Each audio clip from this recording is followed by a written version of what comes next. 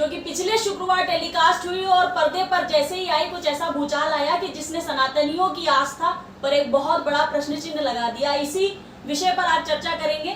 हमारे बीच मेहमान पुरुष जब रिलीज हुई थी उसके पहले एक माहौल बनाया गया था कि ये राम, सीता, हनुमान जो हमारे सनातन धर्म के नींव हैं, आस्था के प्रतीक हैं, उन लोगों को हम वापस से देखेंगे। अगर जी की रामायण के लिए हुआ, लेकिन जब ये फिल्म रिलीज़ हुई हम लोगों ने उस चीज़ को देखा, महसूस करा कि वहाँ पर तो बिल्कुल कमर्शलाइजेशन के लिए फिल्म बनाई गई, एक ऐसा गंदा मसाला डाला गया जिसके अंदर हमारी सनातन परंपरा की पिछले कुछ दिनों पूर्व में कुछ लिख रहा था तो इस परिस्थिति को देखकर के ऐसा लगा कि जैसे सारे मानक टूट गए, मर्यादा के धागे टूट गए, देव खड़े अदालत में, तुच्छ विश्व वमन को जुट गए। तो ये सारा विश्व वमन जो चल रहा है ये पुण्य नियोजित है, सुनियोजित है। आप देखेंगे कि जिस भी समय पर हम कोई बच्चे को किसी मानस में, उसके बाल मानस के अंदर कुछ चीज़ बैठाना चाहते हैं तो हम उसको वैदिक लिटरेचर की बातें करते हैं, उसे वेद मंत्रों की बातें करते हैं, हम उसे हमारे पात्र चयन इस प्रकार से करवाते हैं कि यदि वो गणेश को देखे तो उसके उस स्वरूप के अंदर देखें, यदि वो राम को देखे तो उनका मर्यादामयी व्यक्तित्व दिखे, सौम्य सरल व्यक्तित्व दिखे और उनकी सौम्यता के साथ में सीता की पावन शीतलता और उनकी मर्यादा। तो ये सारे विषय वस्तुओं के साथ में जब खेल होना चालू हुआ तो ये स्पष्ट है कि हमारे देश के अंदर कहीं ना कहीं सेंसर बोर्ड के अंदर कुछ लोग ऐसे बैठ गए हैं जो हमारे सनातन धर्म के साथ में कोई बेहद बड़ा षड्यंत्र कर रहे हैं। आपके सेमी कॉन्शियस में जो बैठा दिया जाता है, नाद और बिंदु के हम बने रूप हले कि दुनिया, पर्दे की दुनिया जो है उसका प्रमुख कारण यही होता है कि आपके सेमी कॉन्शियस में जो बैठाना है उसको बहुत तरीके से बैठा दिया जाए ताकि आने वाली जितनी पीढ़ियाँ हैं, जितना भी समय है, उसके अंदर वो पात्रों का इस प्रकार से डिफेमेशन हो जाए, उनकी छवि विकृत हो जाए तो उन्हें लोग भूलने लग जाए। तो निश्चय ये एक बहुत बड़ा षड्यंत्र है जी। लॉकडाउन के दौर में लेकर के जाएंगे जब 16 अप्रैल 2020 का जो दिन था वो रिकॉर्ड किया गया था दूरदर्शन के माध्यम से कि उस दिन जब हनुमान जी वाला दृश्य दिखाया गया था शैलेशानंद जी, उसमें कि हनुमान जी जो है वो संजीवनी बूटी लेकर के लक्ष्मण चूंकि मूर्छित हो गए थे। उस दिन 7.7 करोड़ लोगों ने एक ही समय पर बैठ करके रामायण देखी थी। मतलब पब्लिसिटी तो तब भी मिल रही थी। तो ये कंट्रोवर्शियल पब्लिसिटी जो बटोरने का एक हुजूम लग गया, ये बोला जा सकता है आदतन हो गए हैं संजय महाराज जी लोग कि कंट्रोवर्सी करिए और फिल्म को हिट करवा दीजिए। षड्यंत्र की बुनी आती है इसे। एक व्यावसायिकता सब जगह फैली हुई है और खासकर फिल्म इंडस्ट्री में एक नेगेटिव मानसिकता के साथ में व्यावसायिकरण जो हो रहा है कि पहले किसी भी फिल्म में एक नेगेटिव पार्ट जोड़ दिया जाए, जैसे कि पद्मावती में कोई एक नेगेटिव पार्ट जोड़ दिया जो मूवी आई थी और उसको एक महिमा मंडित कर दिया जाए, उसका जोर शोर से उस नेगेटिविटी का प्रचार किया जाए। बाद में लोगों में एक इतनी भेड़ चाल बनी हुई है, गलत मानसिकता बनी हुई है कि यदि कोई नेगेटिव बात किसी फिल्म के बारे में लोग सुनते हैं तो वो एक बार देखें जाके कि क्या है उसमें। जबकि आपकी कि सेंसर बोर्ड को तो पता ही होगा कि क्या बन रहा है क्या नहीं बन रहा, लेकिन कुछ लोग नहीं, फिल्में देखने के बाद भी जोशी जी जब मीडिया के माध्यम से पता चला कि फिल्म में जो डायलॉग है जिसमें हनुमान जी जैसा किरदार जो बेहद चंचल जरूर था पर शैतान किरदार कभी नहीं दिखाया गया था, हनुमान जी की जिस प्रकार की छवि के साथ खिलवाड़ किया गया, करोड़ों जो बच्चे हैं, जो युवा हैं, जो हनुमान जी से बहुत प्रेरित हैं, हनुमान जी की भक्ति भाव से बहुत ज्यादा प्रेरित हैं। डायलॉग बताया जाता है, कपड़ा तेरे बाप का, आग तूने लगाई, लंका तेरे बाप की जलेगी। क्या दिखाने की कोशिश कर रहे हैं आप लोग? इस सिलसिले में मैं एक चीज कहूंगा कि हनुमान जी का जब मैं नाम स्मरण करता हूँ तो मुझे याद आता है कि मनोज करोगे, कल को भगवत गीता से खिलवाड़ करोगे, तुम ठेकेदार थोड़ी ना हो कहीं के। क्या कहना चाहेंगे? शुरुआत से हमारे पूरे राष्ट्र के अंदर एक विचित्र सी हवा चल रही है कि हम मंदिरों तक का व्यापार कर रहे हैं, हमारे धर्म स्थलों को पर्यटन का केंद्र बना रहे हैं। ऐसी स्थिति के अंदर ये तो होना ही है कि हर एक व्यक्ति ये दुत्साह करेगा कि हमारे जो धार्मिक चरित्र हैं उनको भी मार्केट किया जाए। तो उसकी मार्केटिंग के अंदर सेंसर बोर्ड से सबसे महामूर्खता यह हुई कि उन्होंने ना आवरण देखे पात्रों के, ना आचरण देखा पात्रों का। वो आवरण जो था वो कहीं ना कहीं कलुषित था। उनको देखना था कि चमड़े के वस्त्र क्या हनुमान पहनते थे, बेल्ट या उनके जूते पहनते थे। दूसरी चीज किस प्रकार से हनुमान को दिखाया गया जैसे कोई वो मुस्लिम पात्र है। तीसरी वस्तु ये कि क्या भगवती सीता ने कभी इस प्रकार के वस्त्र अश्लील जिसे बनाया गया ऐसे कभी वस्त्र पहने थे? अशोक वाटिका के अंदर जब वो अशोक वृक्ष के नीचे बैठती थी उस समय पर भी रावण तो क्या रावण का पूरा कुटुंब उनके आगे नतमस्तक होता था कि वो ऐसा नहीं हो। किंतु ये कहीं ना कहीं हमारी सत्ताओं की, हमारे सेंसर बोर्ड की, सबकी गलती है। हम शुरू से बात कर रहे हैं, विगत 1 वर्ष से चिल्ला चिल्ला करके बोल रहे हैं कि एक सनातन बोर्ड की स्थापना करिए जिसका एक सदस्य जो सेंसर बोर्ड के अंदर भी रहे। धर्म से रिलेटेड जो भी है, उससे संबंधित जो भी विषय वस्तु, चाहे सिनेमा में हो, वो चाहे आपके मंदिरों में हो, चाहे मठों में हो, चाहे किसी भी धर्म नगरी का हो, वो आप लोग कोई पात्र नहीं है कि अकेले उसका निर्णय ले सके।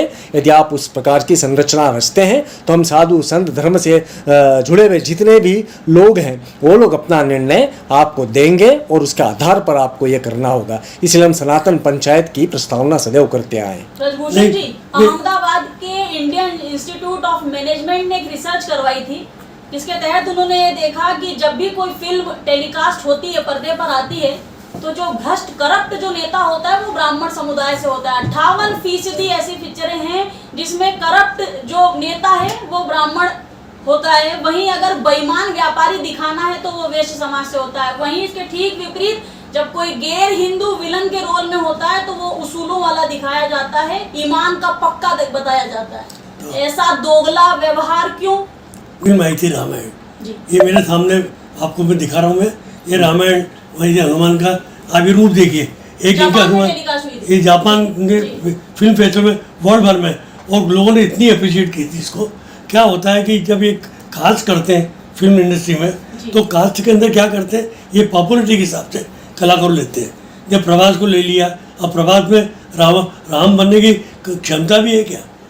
अरुण गोयल को मुझे मालूम है कि रामायण जब बनाई थी सागर साहब ने, तो कम से कम 50 लोगों का उन्हें कलाकार। जोशी जी, आपका जो सवाल था जिसके अंदर चाहते हैं कि जब भी फिल्में आती हैं बड़े पर्दे पर, तो जो भ्रष्ट नेता होते हैं वो ब्राह्मण समुदाय से ही क्यों होते हैं? एक बेईमान व्यापारी वैश्य समाज से ही क्यों होता है? और गैर हिंदू अगर कोई विलन भी होता है तो वो ईमान और उसूलों का पक्का बताया जाता है। ये दोहरा चरित्र क्यों छुपे हुए? जैसे आपने कहा मुस्लिम न कहते हुए आपने उसको गैर हिंदू कहा।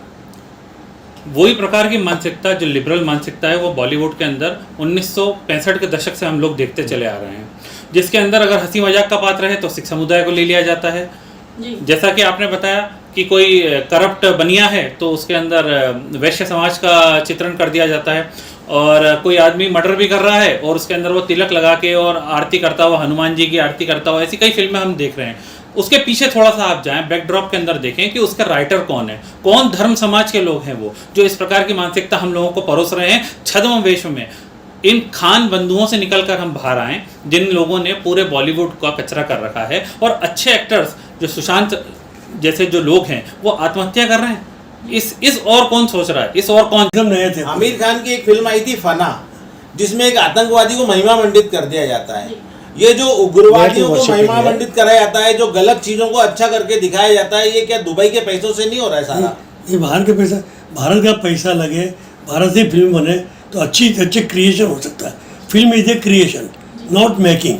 फिल्म का मेकिंग। कुछ कहना चाहेंगे इस विषय पर? देखिए, हम हमारे कानून को देखें तो हमें देखते हैं कि यदि हमारे शहर में कोई सार्वजनिक संपत्ति है उसके ऊपर आप कुछ ना कुछ लिख देते हैं या कोई होर्डिंग लगा देते हैं, तो संपत्ति विरूपण का प्रकरण नगर निगम के माध्यम से, शासन के माध्यम से बन जाता है।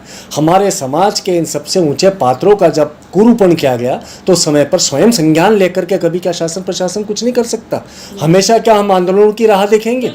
ये सबसे विचित्र तथ्य लगता है हमें कि जब हमारी संस्कृति के साथ में खिलवाड़ हो रहा है, सांस्कृतिक आतंकवाद हो रहा है, तो ऐसी स्थिति के अंदर शासन प्रशासन को स्वयं आगे बढ़ करके इस प्रकार की फिल्मों को बैन कर देना चाहिए।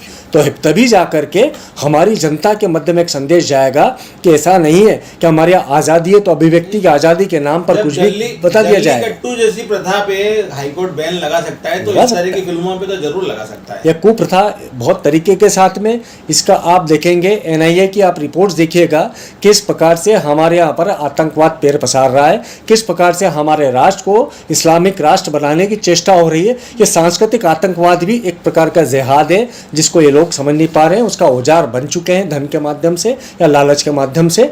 और ऐसी की ऐसी स्थिति आप देखेंगे तो आप प्रत्येक समाज के अंदर, आपने रूस का विघटन कभी पढ़ा है? आप अध्ययन करिए रूस का विघटन कैसे हुआ था, साइबेरिया अलग हो गया, उसके बाद में यूक्रेन अलग हो गया, उसका कारण था कि सांस्कृतिक रूप से उसे तोड़ा गया था। इसी प्रकार के वल्गर चैनल्स वहाँ पर चालू किए गए थे, TV6 जैसे, ताकि वहाँ का युवा उनकी संस्कृति से विमुख हो जाए और उसके अंदर उलझ जाए। और CIA ने उसके बाद आक्रमण करा और रूस के अनगिनत टुकड़े हो गए।